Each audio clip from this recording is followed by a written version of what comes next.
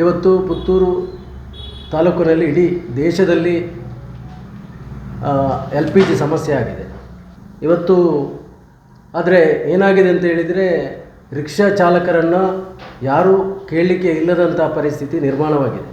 ಇವತ್ತು ಹೋಟೆಲ್ಗಳಲ್ಲಿ ಎಲ್ಲ ಕಡೆ ದರವನ್ನು ಹೆಚ್ಚಳ ಮಾಡಿದ್ದಾರೆ. ಆದರೆ ನಾವು ರಿಕ್ಷಾ ಚಾಲಕರು ಯಾವುದೇ ಬಾಡಿಗೆ ದರವನ್ನು ಈವರೆಗೆ ಹೆಚ್ಚಳವನ್ನು ಮಾಡಲಿಲ್ಲ. ಯಾಕೆ ಮಾಡಲಿಲ್ಲ ಅಂತ ಹೇಳಿದರೆ ಸಾರಿಗೆ ಇಲಾಖೆಯವರು ಇದಕ್ಕೆ ಸ್ಪಂದನೆ ಕೊಡಬೇಕಿತ್ತು, ಜನಪ್ರತಿನಿಧಿಗಳು ಸ್ಪಂದನೆ ಕೊಡಬೇಕಿತ್ತು.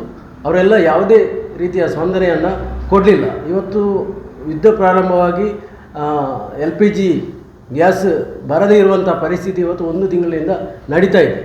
ಆದರೆ ಪುತ್ತೂರಿನಲ್ಲಿ ಸಾರಿಗೆ ಇಲಾಖೆ ಇರ್ಬೋದು ಅಥವಾ ಪೊಲೀಸ್ ಇಲಾಖೆ ಅಥವಾ ಇತರ ಯಾವುದೇ ಇದಕ್ಕೆ ಸಂಬಂಧಪಟ್ಟ ಇಲಾಖೆಗಳು ಏನು ಇದಕ್ಕೆ ಕ್ರಮವನ್ನು ಕೈಗೊಳ್ಳಿಲ್ಲ.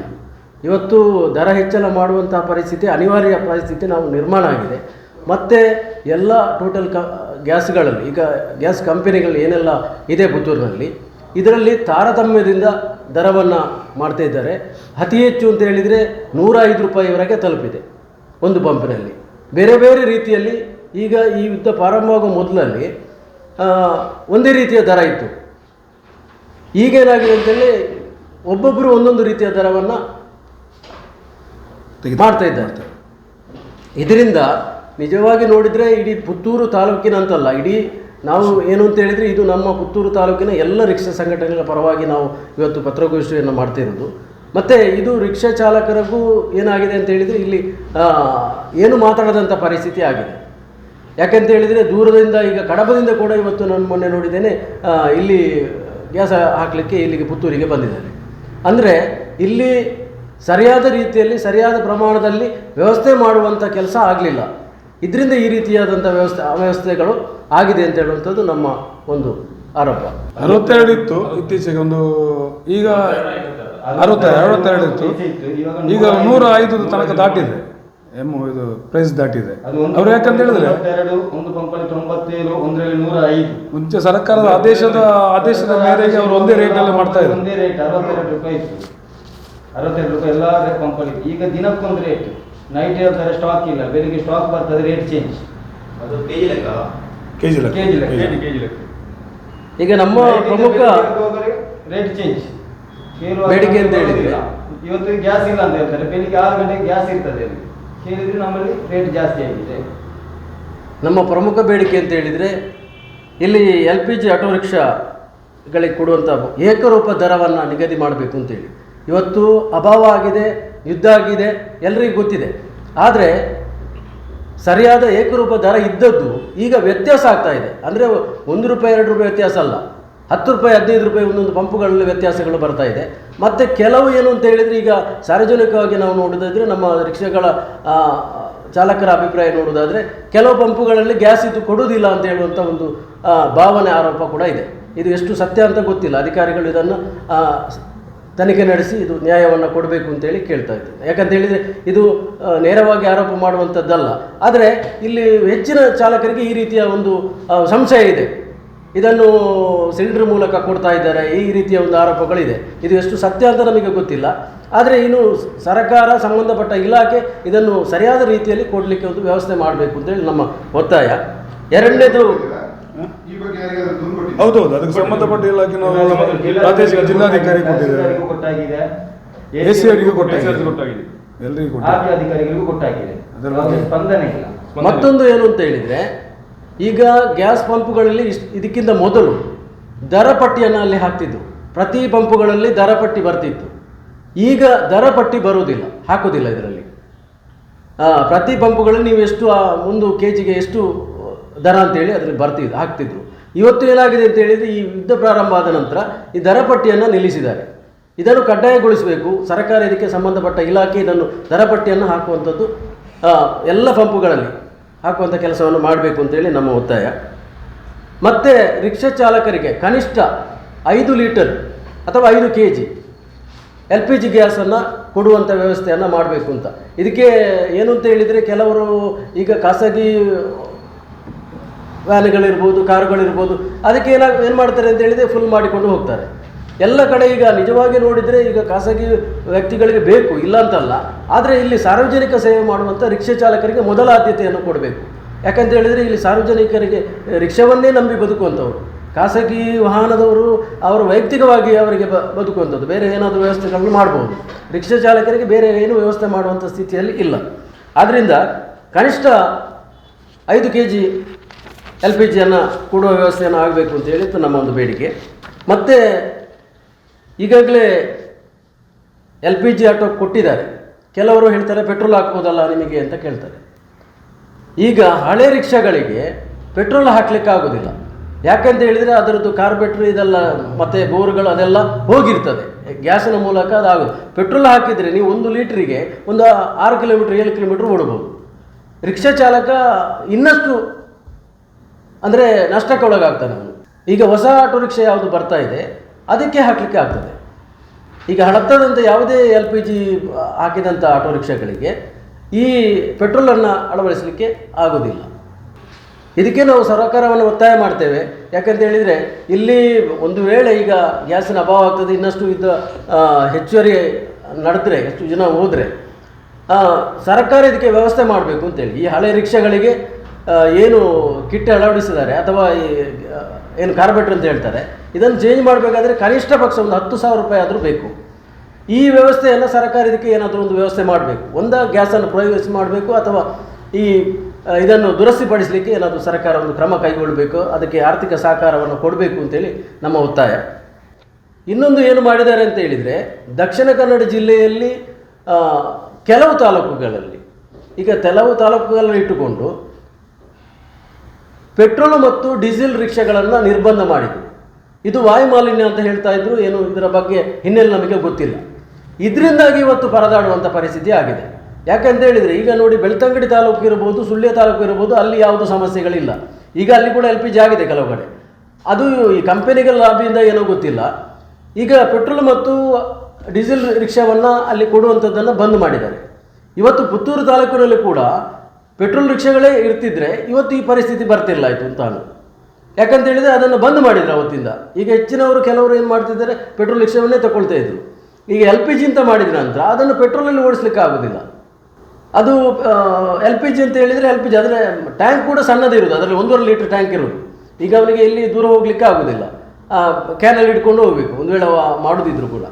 ಅದಕ್ಕೆ ಸರಿಯಾದ ರೀತಿಯಲ್ಲಿ ಅದು ಈಗ LPG ಇದ್ದದನ್ನು ಪೆಟ್ರೋಲು ಮಾಡಲಿಕ್ಕೆ ಆಗೋದಿಲ್ಲ ಒಂದು. ಎರಡನೇದು, ಈಗ ಪೆಟ್ರೋಲ್ ಆಟೋ ರಿಕ್ಷಾಗಳನ್ನ ಇಲ್ಲಿ ಬಿಡುಗಡೆ ಮಾಡ್ತಿದ್ರೆ, ಡೀಸೆಲ್ ಕೊಡ್ತಿದ್ರೆ ಇವತ್ತು ಈ ಸಮಸ್ಯೆಗಳು ಬರ್ತಿಲ್ಲ. ವಾಯುಮಾಲಿನ್ಯ ಅಂತ ಹೇಳಿದರೆ ಈಗ ಬಸ್ಸಲ್ಲಿ ನೀವು ನೋಡಿರ್ಬೋದು, ಸರ್ಕಾರಿ ಬಸ್ಗಳಲ್ಲಿ ಹೇಗೆ ಅದರಲ್ಲಿ ಹೊಗೆ ಹೋಗ್ತಾ ಇದೆ ಅಂತ ನೋಡ್ಬೋದು. ಅದು ಆಗೋದಿಲ್ಲ. ಎಲ್ಲ ಖಾಸಗಿ ವಾಹನಗಳು ಡೀಸೆಲ್ಗೆ ಇದೆ. ಕೇವಲ ಒಂದು ರಿಕ್ಷಾವನ್ನು ಮಾತ್ರ ಇದಕ್ಕೆ ಟಾರ್ಗೆಟ್ ಮಾಡಿ ಅಥವಾ ಒಂದು ಉದ್ದೇಶಪೂರ್ವಕವಾಗಿ ಮಾಡಿದ ರೀತಿಯಲ್ಲಿ ಇದು ವ್ಯವಸ್ಥೆ ಆಗಿದೆ ಇಲ್ಲಿ. ಅದನ್ನು ಸರಿಪಡಿಸಬೇಕು, ಅದನ್ನು ರದ್ದುಪಡಿಸಬೇಕು. ಯಾರಿಗೆ ಯಾವ ಈಗ ಪೆಟ್ರೋಲ್ ರಿಕ್ಷಾ ಬೇಕಾದರೆ ಅವರಿಗೆ ಕೊಡ್ಬೋದು, ಅಥವಾ ಡೀಸೆಲ್ ಬೇಕು ಅಂತಿದ್ರೆ ಕೊಡಬೇಕು ಅಂತ ಹೇಳುವುದು ನಮ್ಮ ಬೇಡಿಕೆ. ಮತ್ತು ನಮ್ಮ ಬೇಡಿಕೆ ಈಡೇರದಿದ್ದರೆ, ಈಗ ನಾವು ಹೋಟೆಲ್ಗಳಲ್ಲಿ ಯಾವುದೇ ಇಲಾಖೆಯಿಂದ ಅನುಮತಿ ಪಡೆದು ಬೆಲೆ ಏರಿಕೆ ಮಾಡಿದಂಥದ್ದಲ್ಲ. ಈಗ ನಮ್ಮ ಬೇಡಿಕೆ ಈಡೇರದಿದ್ದರೆ ನಾವು ಕೂಡ ಅದೇ ರೀತಿಯನ್ನು ಮಾಡಬೇಕಾಗ್ತದೆ. ಯಾಕಂತ ಹೇಳಿದರೆ ಇಲ್ಲಿ ಕಾಯುವಂಥ ಪರಿಸ್ಥಿತಿಯಲ್ಲಿ ರಿಕ್ಷಾ ಚಾಲಕರು ಇಲ್ಲ. ಈಗ ಏನು ಅವರು ದರ ಹೆಚ್ಚಳ ಮಾಡ್ತಾರೆ, ಗ್ಯಾಸಿನ ದರ ಹೇಗೆ ಹೆಚ್ಚಳ ಮಾಡ್ತಾರೆ, ಅದೇ ರೀತಿ ನಾವು ಬಾಡಿಗೆ ದರವನ್ನು ಹೆಚ್ಚಳ ಮಾಡುವಂಥ ಕೆಲಸವನ್ನು ಮಾಡಬೇಕಾಗ್ತದೆ. ಇದು ಜಿಲ್ಲೆ ಇರುವಂಥ ನಾವು ಮಾಧ್ಯಮದ ಮೂಲಕ ವಿನಂತಿ ಮಾಡುವಂಥದ್ದು ಏನು ಅಂತ ಹೇಳಿದರೆ, ಎಲ್ಲರೂ ಇದಕ್ಕೆ ಸಹಕಾರ ಕೊಡಬೇಕು. ಯಾಕಂತ ಹೇಳಿದರೆ ಇಲ್ಲಿ ಯಾರು ಕೂಡ ಈಗ ನಾವು ರಿಕ್ಷಾ ಚಾಲಕರು ಮಾತ್ರ ಈಗ ಸಾರಿಗೆ ಇಲಾಖೆ ಅಧೀನದಲ್ಲಿ ಇರುವಂಥದ್ದು. ಟೂರಿಸ್ಟ್ ಕಾರ್ನವರು ಇರ್ಬೋದು, ಅವರಿಗೀಗ ಅಷ್ಟೊಂದು ಏನು ಸಮಸ್ಯೆಗಳಿಲ್ಲ. ಯಾಕಂತ ಹೇಳಿದರೆ ಅವರು ಡೀಸೆಲ್ ಪೆಟ್ರೋಲ್ ಗಾಡಿಯಲ್ಲಿ ಓಡಿಸುವಂಥದ್ದು. ಇವತ್ತು ಕೇವಲ ರಿಕ್ಷಾ, ಇದು ಬ್ರಿಟಿಷರ ಕಾನೂನು ಏನೂ ಗೊತ್ತಿಲ್ಲ ನಮಗೆ. ಯಾಕಂತ ಹೇಳಿದರೆ ಈ ರಿಕ್ಷಾ ಚಾಲಕರು ಮಾತ್ರ ಸಾರಿಗೆ ಇಲಾಖೆ ಅಧೀನಲ್ಲಿ ಇರುವಂಥದ್ದು. ನಾವು ಹೆಚ್ಚು ಮಾಡಲಿಕ್ಕೆ ಗೊತ್ತಿಲ್ಲ. ಜನರು ಕೇಳ್ತಾರೆ, RTದಲ್ಲಿ ಬಂದಿದೆ ನಿಮಗೆ, ಮೀಟ್ರ್ ಎಲ್ಲಿ ಉಂಟು ಅಂತ ಕೇಳ್ತಾರೆ. ಇವತ್ತು ಹೋಟೆಲ್ನಲ್ಲಿ ಎಲ್ಲಿ ನಿಮಗೆ ಆಹಾರ ಇಲಾಖೆದವರು ರೇಟ್ ಜಾಸ್ತಿ ಮಾಡಿದ್ದಾರೆ, ಎಲ್ಲಿ ಮೀಟ್ರ್ ಎಲ್ಲಿ ಉಂಟು ಅಂತ ಕೇಳುವುದಿಲ್ಲ, ಅಥವಾ ಬೇರೆ ಅಂಗಡಿಗಳಲ್ಲಿ ಕೇಳುವುದಿಲ್ಲ. ಪುತ್ತೂರಿನಲ್ಲಿ ಮೀಟ್ರ್ ಇಲ್ಲ. ಪುತ್ತೂರಿನಲ್ಲಿ ಮೀಟ್ರ್ ಕೊಡಬೇಕು ಅಂತ ನಾವು ಎಷ್ಟೋ ಸಲ ಮನವಿಯನ್ನು ಮಾಡಿದ್ದೇವೆ. ಯಾಕಂತ ಹೇಳಿದರೆ ಈ ದರದ ವ್ಯತ್ಯಾಸ ಬಂದಾಗ ಸಮಸ್ಯೆಗಳು ಬೇಡ ಅಂತ ಹೇಳಿದ್ದಕ್ಕೆ ಪುತ್ತೂರಿನಲ್ಲಿ ಮಾಡೋದಿಲ್ಲ. ಇದು ಎಂತ ಗೊತ್ತಿಲ್ಲ. ಇದು ನೀವೇ ಪತ್ರಕರ್ತರು ಕೇಳಬೇಕು, ಜಿಲ್ಲಾಧಿಕಾರಿ ಇರಲಿ ಅಥವಾ ಸಾರಿಗೆ ಇಲಾಖೆ, ಇದು ಯಾವ ಉದ್ದೇಶಕ್ಕೆ ಮಾಡಿದರೆ. ಒಂದು ಉದ್ದೇಶ ಏನು ಅಂತ ಹೇಳಿದರೆ, ಇದು ನಮಗೆ ಕೇಳಿದ ಮಟ್ಟಿಗೆ ಏನು ಅಂತ ಹೇಳಿದರೆ ಇಲ್ಲಿ ಖಾಸಗಿ ಬಸ್ಸುಗಳು ಇಲ್ಲದ ಕಾರಣ ಇವತ್ತು ಸರ್ವಿಸ್ ರಿಕ್ಷಾಗಳು ಅನಿವಾರ್ಯ ಆಗಿದೆ. ಖಾಸಗಿ ಬಸ್ಸುಗಳಿಲ್ಲ, ಸ್ಥಳೀಯವಾಗಿ ಹೋಗಲಿಕ್ಕೆ ಇವತ್ತು ಏನು ಶೇರಿಂಗ್ ಮಾಡಿ ಹೋಗುವಂಥದ್ದು, ಇವತ್ತು ಶೇರ್ ಹೋಗುವಂಥವ್ರು ಕೂಡ ಇವತ್ತು ಬಾಡಿಗೆ ದರವನ್ನು ಹೆಚ್ಚಳ ಮಾಡುವಂಥ ಪರಿಸ್ಥಿತಿಯಲ್ಲಿ ಇದ್ದಾರೆ. ಯಾಕಂತೇಳಿ ಕೊಂಡೋಗಲಿಕ್ಕೆ ಸಾಧ್ಯವೇ ಇಲ್ಲ. ಇವತ್ತು 1 ಲೀಟ್ರಲ್ಲಿ 1 kgಯಲ್ಲಿ 100 ರೂಪಾಯಿ ಅಂದರೆ 105 ರೂಪಾಯಿ ಅಂತ ಇಟ್ಕೊಳ್ಳಿ, ಈಗ 40 ರೂಪಾಯಿ ಹೆಚ್ಚಳ ಆಗಿದೆ. ಈ 40 ರೂಪಾಯಿ ಹೆಚ್ಚಳವನ್ನು ಇವತ್ತು ರಿಕ್ಷಾ ಚಾಲಕರು ಸಹಿಸಿಕೊಳ್ಳುವಂಥ ಪರಿಸ್ಥಿತಿಯಲ್ಲಿ ಇಲ್ಲ. ಅಂದರೆ ಇಲ್ಲಿ ಗ್ರಾಮಾಂತರ ಪ್ರದೇಶ ಇವತ್ತು ಸಾವಿರಾರು ರಿಕ್ಷಾಗಳಿಗೆ ಪರವಾನಗಿಯನ್ನು ಕೊಟ್ಟಿದ್ದಾರೆ. ಈ ಪರವಾನಗಿ ವಿರುದ್ಧ ನಾವು ಎಷ್ಟೋ ಹೋರಾಟಗಳನ್ನು ಮಾಡಿದ್ದೇವೆ, ಇದು ಕೂಡ ಯಶಸ್ವಿ ಆಗಲಿಲ್ಲ. ಬೇರೆ ತಾಲೂಕಿನಲ್ಲಿ ಕೊಟ್ಟಿದ್ದಾರೆ, ಅದನ್ನು ನಿರ್ಬಂಧವಿದೆ, ಇಲ್ಲಿ ನಿರ್ಬಂಧ ಇಲ್ಲ. ಇವತ್ತು ತಾಲೂಕಿನಲ್ಲಿ ನೋಡಿದರೆ ಇಲ್ಲಿ ಪುತ್ತೂರಿನಲ್ಲಿ ಇರುವಷ್ಟು ರಿಕ್ಷಾ ಬೇರೆ ಯಾವುದೇ ತಾಲೂಕಿನಲ್ಲಿ ಇರಲಿಕ್ಕಿಲ್ಲ. ಇವತ್ತು ನಾವು ಸರ್ಕಾರಕ್ಕೆ ಒತ್ತಾಯ ಏನು ಮಾಡೋದು ಅಂತ ಹೇಳಿದರೆ, ಇವತ್ತು ತೆರಿಗೆಯನ್ನು ಕಮ್ಮಿ ಮಾಡಿ ಹಿಂದಿನ ದರಕ್ಕೆ ಸರ್ಕಾರ ಈ ಗ್ಯಾಸನ್ನು ವಿತರಣೆ ಮಾಡುವಂಥ ಕೆಲಸವನ್ನು ಮಾಡಬೇಕು.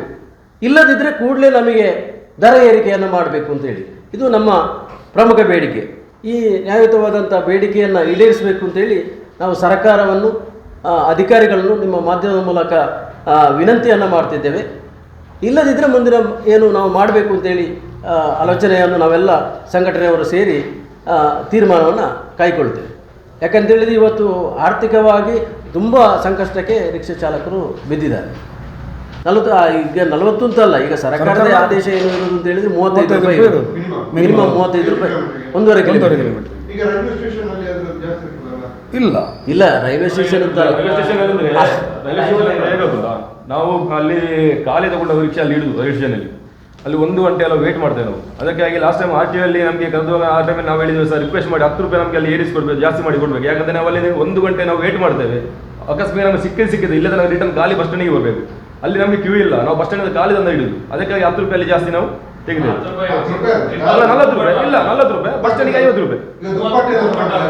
ಯಾವುದು ಇಲ್ಲ ಇಲ್ಲ ಅದು ಬೆಳಿಗ್ಗೆ ಬಾಡಿಗೆ ತೆಗಿದ್ದಾರೆ. ಬೆಳಿಗ್ಗೆ ಬಾಡಿಗೆ 50 ಇದ್ರೆ 70 ತೆಗಿದ್ದಾರೆ. ಬೆಳಿಗ್ಗೆ ಒಂದು 5 ಗಂಟೆ 5:30 ಆಗುವಾಗ ತೆಗಿದ್ದಾರೆ. ಅದರ ನಂತರ ಇಲ್ಲ, 5:30 ನಂತರ ಇಲ್ಲ, 5:30 ನಂತರ ಇಲ್ಲ, 5:30 6 ಗಂಟೆ ನಂತರ, 5:30 6 ಗಂಟೆ ಎಲ್ಲ ನೈಟ್ ಅಷ್ಟೇ. 5:30 ಗಂಟೆ 60ರಿಂದ 70 ರೂಪಾಯಿ 1 ಅವರ್. 3 ಪಟ್ಟು ತಗೊಳ್ಳೋದಿಲ್ಲ. ಇಲ್ಲ ಅದು ಯಾರ ಒಬ್ಬರು ಅವತ್ತು ತೆಗೆದು ಇಲ್ಲ ಅಲ್ಲಿ ಶಾರಿಂಗ್ ಇಲ್ಲ ಸರ್. ಅಲ್ಲಿ ಏನ್ ಮಾಡ್ತಾರೆ ಗೊತ್ತುಂಟಾ, ಈ ಟ್ರೈನ್ ಅಲ್ಲಿ ಮಾತಾಡಿ ಅಲ್ಲಿ ಕೆಲವರ ಜಾಗ ಆಗ್ತದೆ. ಅಲ್ಲಿ ಮಾತಾಡಿ ಈಗೆಲ್ಲ ಈಗ ಫ್ರೆಂಡ್ಸ್ ಆಗಿ ಮಾತಾಡಿ ಬಂದು ಒಟ್ಟಿಗೆ ಬಂದು ಕೂತ್ಕೊಂಡು ಅಲ್ಲಿ ಇಳಿಯುವಾಗ 2 ಜನ 3 ಜನ ಹಣ ಕೊಡ್ತಾರೆ. ಆಗ ಅಲ್ಲಿ ಶಾರಿಂಗ್ ಅಂದ್ರೆ 50 ಅವ್ರತ್ರ 50 ಇವತ್ತು 3 ಜನ 50 ತೆಗೆದ್ರೆ 150 ರೂಪಾಯಿ ಇದ್ದಾನೆ ಒಂದು ಗಾಡಿಯಲ್ಲಿ ಕೂತ್ಕೊಳ್ಳಿ. ಹಾಗೆ ರೈಲ್ವೆ ಸ್ಟೇಷನ್ ಬಸ್ ಸ್ಟ್ಯಾಂಡ್ 50 ರೂಪಾಯಿ 50 ರೂಪಾಯಿ ಜಾಸ್ತಿ. ಬೆಳಿಗ್ಗೆ ಅಂದ್ರೆ ಬೆಳಿಗ್ಗೆ 6 ಗಂಟೆ ತನಕ ಒಂದು 70 ರೂಪಾಯಿ 60 ರೂಪಾಯಿ ಅಲ್ಲಿ ತೆಗೆದಿದೆ. ಅದನ್ನು ಜಾಸ್ತಿ ಅದನ್ನು ಜಾಸ್ತಿ ಕೇಳಲಿಕ್ಕೆ ಇಲ್ಲ ಸರ್. ಹೇಗೆ ಕೆಲವು ಜನ ಅಲ್ಲಿ ಹೊಸ ಬಂದವರು ಈಗ ಈ ಕೆಲಸ ಇಲ್ಲ ಕಾರಣ ಎಷ್ಟೋ ಜನ ಹೊಸ ಜನ ಅಲ್ಲಿ ಬಂದಿದ್ದಾರೆ, ಅವರಿಗೆ ಬಾಡಿಗೆ ವಿಷಯನೇ ಗೊತ್ತಿಲ್ಲ. ಅಲ್ಲಿ ಬಾಡಿಗೆ ಬಂದು ಒಟ್ರಾಸಿ ಏನೆಲ್ಲ ಹೇಗೆಲ್ಲ ಏನೆಲ್ಲ ಮಾಡ್ತಾ ಇದ್ದಾರೆ. ಎಷ್ಟು ಜನ ಕೆಪಾಸಿಟಿ? 4 ಜನ ಕೂತ್ಕೊಳ್ತೇವೆ ನಾವು ಸರ್. 4 ಜನ ಇಲ್ಲಿ ಕೂತ್ಕೊಳ್ಳಿ. 3+1 ನಿಜವಾಗಿ ಅದು 4 ಜನ 1 ಜನ ಎಕ್ಸ್ಟ್ರಾ ಆಗ್ತವೆ ನಾವು. ಅಷ್ಟು ದುಪ್ಪಟ್ಟು ಯಾರು ತಗೊಳ್ಳೋದಿಲ್ಲ ರಿಕ್ಷಾ ಚಾಲಕರಂದ್ರೆ. ಈಗ ಅಷ್ಟು ನೀವೀಗ ಮಾಧ್ಯಮದವರು ಕೇಳೋದು ಒಳ್ಳೆ ವಿಚಾರ, ಆದ್ರೆ ಅದಕ್ಕೆ ಕೆಲವು ರಿಕ್ಷಾ ಚಾಲಕರಿಗೆ ಗೊತ್ತಿರೋದಿಲ್ಲ. ನಿಮ್ಮ ಸುಳ್ಯ ತಾಲೂಕಿಂದ ಆಚೆ ಎಲ್ಲ ಬರ್ತಾರೆ ಕೆಲವರು, ಅವರಿಗೆಲ್ಲ ಗೊತ್ತಿರೋದಿಲ್ಲ ಬಾಡಿಗೆ ಎಷ್ಟು ಅಂತ ಹೇಳಿ. ಅವತ್ತೊಮ್ಮೆ ಇಲ್ಲಿ ನಮ್ಮ ರೈಲ್ವೆ ಸ್ಟೇಷನ್ ಬೈಪಾಸಿಗೆ 300 ರೂಪಾಯಿ ಬೈಪಾಸಿಗೆ. ಆಗ ಪ್ಯಾಸೆಂಜರ್ ಬೈಪಾಸ್ 300 ರೂಪಾಯಿ ತೆಗೆದಿದ್ದಾರೆ. ಗಾಡಿ ನಂಬರ್ ತೆಗಿಬೇಕಂತ ಅವಲ್ಲ ಅದು ಗೊತ್ತಿರ್ಬೇಕಲ್ಲ. ಇವರು ಬಂದು 300 ರೂಪಾಯಿ ತೆಗೆದ ನಮ್ಮ ಹೇಳಿದೆ ಆಗ್ತದ. ಈಗ ಗಾಡಿ ನಂಬರ್ ಹೇಳಿದ್ರೆ ನಾವು ಸಹ ನೋಡ್ತೇವೆ ಯಾವ ಗಾಡಿ ಬಂದಿದೆ ಎಂತ ಗಾಡಿ. ನೆಕ್ಸ್ಟ್ ನಾವು ನಿಲ್ಲಿಗೆಲ್ಲ ಬಿಡುವುದಿಲ್ಲ, ನಾವು ಡಿಪಾರ್ಟ್ಮೆಂಟ್ ನಾವು ಇನ್ಫಾರ್ಮ್ ಮಾಡ್ತೇವೆ, ಆ ಗಾಡಿ ನಂಬರ್ ಕೊಡ್ತೇವೆ. ಇದು ಲಾಸ್ಟ್ ಪ್ಯಾಸೆಂಜರ್ ಅವರಷ್ಟು ತೆಗೆದಿದ್ದಾರೆ ಇಷ್ಟು ತೆಗೆದಿದ್ದಾರೆ ಗಾಡಿ ನಂಬರ್ ನಮ್ಗೆ ಹೇಳಿದ್ರೆ ನಮ್ಗೆ ನಾಳೆ ಏನಾದ್ರು ನಾವು ಮಾಡ್ಬೋದು. ಯಾಕಂದ್ರೆ ನಾವು ಅದಕ್ಕೆ ಇಲ್ಲಿ ಪರ್ಮನೆಂಟ್ ನಿಲ್ಲೋದು. ಇದು ನಮಗೆ ಒಂದು ಎಲ್ಲಿ ಅವರು 150 ತೆಗೆದಿದ್ದಾರೆ 300 ತೆಗೆದಿದ್ದಾರೆ ಅಂತ ಹೇಳಿದ್ರೆ ನಮಗೆ ಗಾಡಿ ನಂಬರ್ ಕೊಟ್ಟು ನಮ್ಗೆ ಏನಾದ್ರು ಮಾಡ್ಬೋದು. ಗಾಡಿ ನಂಬರ್ ಇಲ್ಲ ಪ್ಯಾಸೆಂಜರ್. ಬೇರೆ ಕಡೆ ಇಲ್ಲಿ ತಾಲೂಕು ಬರ್ಬೋದು. ಪುತ್ತೂರಲ್ಲಿ ತಾಲೂಕು ಎಲ್ಲಿ ಸಹ ನಿಲ್ಬೋದು. ಪುತ್ತೂರು ತಾಲೂಕು ಪರ್ಮಿಟ್ ನಿಲ್ಲಿಸಲಿಲ್ಲ, ತಾಲೂಕು ಪರ್ಮಿಟ್ ಕೊಟ್ಟಿದ್ದಾರೆ. ತಾಲೂಕು ಪರ್ಮಿಟ್ ನಿಲ್ಲಿಸಬಹುದು, ಯಾರು ನಿಲ್ಬಾರ್ದು ಅಂತ ಯಾರು ವಲಯ ಕೊಡಲಿಲ್ಲ. ಮತ್ತು ರೈಲ್ವೆ ಸ್ಟೇಷನಲ್ಲಿ ಇಲ್ಲಿಂತ ಅಲ್ಲ, ನಿಮಗೆ ಗೊತ್ತಿರ್ಬೋದು ಎಲ್ಲ ರೈಲ್ವೆ ಸ್ಟೇಷನ್ಗಳಲ್ಲಿ ಮಂಗಳೂರಲ್ಲಾಗ್ಬೋದು ಈ ಥರ ಕಡೆಗಳಲ್ಲಾಗ್ಬೋದು ರೈಲ್ವೆ ಸ್ಟೇಷನ್ನಲ್ಲಿ ಬಾಡಿಗೆ ಜಾಸ್ತಿ ತಗೊಳ್ತಾರೆ ಅಂತ ಹೇಳುವಂಥ ಆರೋಪ ಇರುವಂಥದ್ದು ಸತ್ಯವೇ. ಅದರಲ್ಲಿ ಏನು 2 ಮಾತಿಲ್ಲ. ಇದು ಇರುವಂಥದ್ದೇ ಎಲ್ಲ ರೈಲ್ವೆ ಸ್ಟೇಷನ್ಗಳಲ್ಲಿ ಇದು ಪೂರ್ಣವಾಗಿ ಇರುವಂಥದ್ದು. ಇದನ್ನು ಸರಿಯಾ ತಪ್ಪ ಅಂತ ನನಗೆ ಗೊತ್ತಿಲ್ಲ. ಆದರೆ ಜಾಸ್ತಿ ತಗೊಳ್ತಾರೆ ಅಂತ ಹೇಳುವಂಥದ್ದು ಸತ್ಯ, ಆರೋಪ ಇದೆ. ಆರೋಪ ಇದೆ. ಸುದ್ದಿ ಚಾನಲ್, ಕ್ಷಣ ಕ್ಷಣದ ಸುದ್ದಿಗಾಗಿ. 60 ವರ್ಷಗಳಿಂದ ಶಿಕ್ಷಣ ಕ್ಷೇತ್ರದಲ್ಲಿ ಅಪೂರ್ವ ಸಾಧನೆ ಮೆರೆಯುತ್ತಾ ಸದೃಢ ವಿದ್ಯಾರ್ಥಿ ಶಕ್ತಿಗಳನ್ನ ಸಮಾಜಕ್ಕೆ ನೀಡುತ್ತಿರುವ ಪುತ್ತೂರಿನ ಏಕೈಕ ವಿದ್ಯಾಸಂಸ್ಥೆ ವಿವೇಕಾನಂದ ಪದವಿ ಪೂರ್ವ ಕಾಲೇಜು. 98% ಅಧಿಕ ಅಂಕಗಳನ್ನು ಪಡೆದಿರುವ ವಿದ್ಯಾರ್ಥಿಗಳಿಗೆ ಉಚಿತ ಶಿಕ್ಷಣ, ರಾಷ್ಟ್ರ ಅಂತಾರಾಷ್ಟ್ರೀಯ ಮಟ್ಟದ ಸಾಧಕ ವಿದ್ಯಾರ್ಥಿಗಳಿಗೆ ಶುಲ್ಕದಲ್ಲಿ ರಿಯಾಯಿತಿ, ಅನುಭವಿ ಅಧ್ಯಾಪಕ ವೃಂದ, ವಿಶಾಲವಾದ ಪ್ರಯೋಗಾಲಯ, ಗ್ರಂಥಾಲಯ, ನೀಟ್, ಜೆಇಇ, ಸಿಇಟಿ ಹಾಗೂ ಸಿಎ ಫೌಂಡೇಶನ್ ಕೋರ್ಸ್ಗಳಿಗೆ ತರಬೇತಿ, ಐಎಎಸ್, ಐಪಿಎಸ್ ನಂತಹ ಸ್ಪರ್ಧಾತ್ಮಕ ಪರೀಕ್ಷೆಗಳಿಗೆ ತರಬೇತಿ, ವಾಣಿಜ್ಯ ವಿಭಾಗದ ವಿದ್ಯಾರ್ಥಿಗಳಿಗಾಗಿ ಸಿಎಸ್ಇಇಟಿ ಹಾಗೂ ಸರ್ಟಿಫಿಕೇಟ್ ಕೋರ್ಸ್ಗಳಿಗೆ ತರಬೇತಿ, ವಿಕಸನ ಟಿವಿ ಹಾಗೂ radio Panchajanya 90.8 FM, college bus ವ್ಯವಸ್ಥೆ, ಕ್ರೀಡೆಗೆ ಒತ್ತು ಕೊಟ್ಟು ವಿಶಾಲವಾದ ಕ್ರೀಡಾಂಗಣ, ವಿದ್ಯಾರ್ಥಿನಿಯರಿಗಾಗಿ ಕಾಲೇಜ್ ಕ್ಯಾಂಪಸ್ನಲ್ಲೇ ಪ್ರತ್ಯೇಕ ವಸತಿ ನಿಲಯಗಳು, ಅರ್ಹ ಬಡ ಪ್ರತಿಭಾವಂತ ವಿದ್ಯಾರ್ಥಿಗಳಿಗಾಗಿ ಹಲವು ವಿದ್ಯಾರ್ಥಿ ವೇತನಗಳು, ರಾಷ್ಟ್ರ ಅಂತಾರಾಷ್ಟ್ರೀಯ ಮಟ್ಟದಲ್ಲಿ ವಿದ್ಯಾರ್ಥಿಗಳ ಸತತ ಸಾಧನೆ.